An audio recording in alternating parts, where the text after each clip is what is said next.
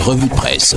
ITFM 103, madame, monsieur, bienvenue à la revue de presse, édition de ce mardi 17 septembre 2024, émettant depuis Garoua. Cameroun Tribune à la une, meeting politique derrière les œuvres sociales. Les acteurs politiques sont très actifs ces derniers jours dans les actions de bienfaisance. Si les bénéficiaires s'en félicitent, l'on note qu'il s'agit aussi d'un important moyen pour les initiateurs de se mettre en lumière politiquement, surtout en cette veille d'année électorale. À lire donc le focus de Cameroun Tribune aux pages 7, 8 et 9 de cette édition. Innovation pour sa part parle de prestations de serment de nouveaux avocats stagiaires. Le Conseil de l'Ordre a réalisé un exploit, nous dit ce journal. Dans une interview, maître Anne-Yolande Ngomi-Yolgok, secrétaire de l'Ordre des avocats au barreau du Cameroun, parle de la réussite de la cérémonie de prestation de serment des 648 jeunes avocats à Douala. Elle souligne l'importance de cette cérémonie car ça fait 10 ans qu'on attendait l'examen d'entrée au barreau. Elle revient sur la rigueur que le Conseil de l'Ordre compte mettre pour la formation des 2016 jeunes avocats pendant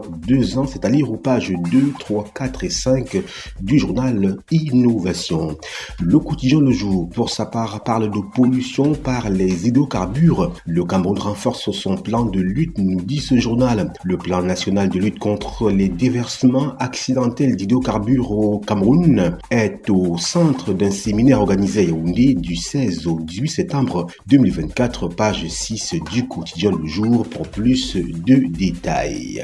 Repère, pour sa part, nous parle d'internet, appels téléphoniques, SMS, transferts et nous indique un réseau grippé. Le pourquoi, c'est à consulter dans ce numéro, toujours avec Repère en petite une cette fois-ci. Épidémie de Mpox, page 7, le Cameroun en état d'alerte, nous dit Repère. Toujours avec Repère, on parle de sport, football, conflit, MINSEP, FECAFOOT à la page 10, le ras-le-bol de Albert Roger Mila nous est livré dans les colonnes de ce journal. Poursuivons notre revue de presse, édition de ce mardi 17 septembre 2024 sur ITFM, émettant depuis Garoua. À la mise en onde, faut-il le préciser, Emmanuel Danra, réalisation Yves-Anselme Tadifo, assisté de Justine Nekwalundi, au microphone Ghislain Kungang. Le quotidien Le Messager nous invite à prendre la route des inondations dans l'extrême nord Cameroun pour justement comprendre l'aide d'urgence. Les éclairages du ministre de l'administration territoriale sur l'enveloppe de 1,6 milliard de francs CFA débloqués par Paul Biya pour venir en aide aux sinistrés de la catastrophe qui a fait 11 morts et affecté près de 200 000 personnes. Et bien, pour avoir plus de détails, direction page 3 du quotidien Le Messager. Toujours avec Le Messager, Sarkozy au Cameroun, nous dit-on en page 10 de ce numéro, Célestin Bedzigi dit non. Selon le président du PAL, l'ancien chef d'État français n'est pas le bienvenu au pays de Paul Biya. Page 10 du quotidien Le Messager. Le Point, c'est ce billet hebdomadaire qui zoome sur des critiques et nous indique copinage, cafouillage, désordre étatique, la grande récré.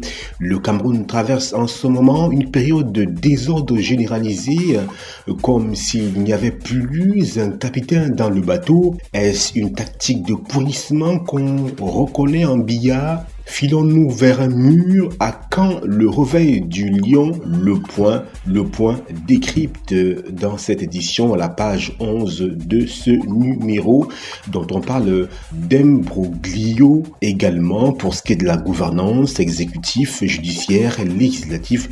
Cette fois, c'est en page 3 du journal Le Point. Le quotidien Réalité Plus nous parle du professeur Madoua Ondoa qui est debout et qui dit merci beaucoup à Dieu et au président Paul Biya.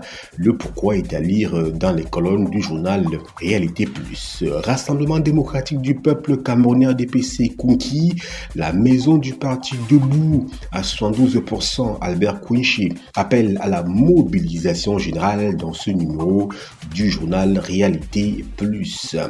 Le quotidien L'économie à la une, désarroi des planteurs.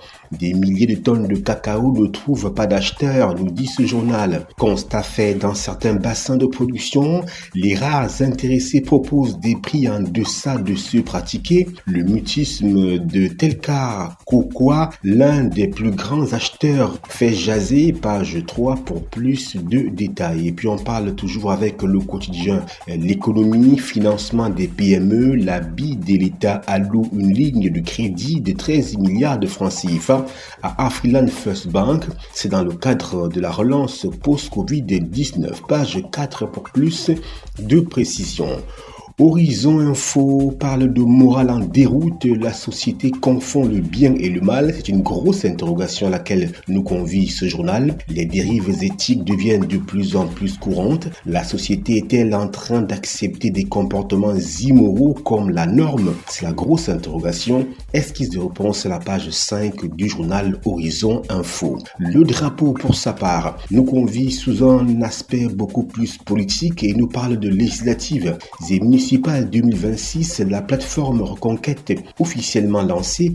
Le Parti Action, en partenariat avec le projet 2040, a lancé la plateforme pour l'alternance générationnelle Reconquête lors d'une convention signée le 7 septembre 2024 à Yaoundé. Ce mouvement ambitieux vise à mobiliser, former et accompagner les jeunes et les femmes dans le but de présenter 180 candidats aux législatives et de déposer 360 listes aux municipales en 2026, pages 3 et 4 pour plus de détails sur cette grosse initiative, nous dit le journal Le Drapeau.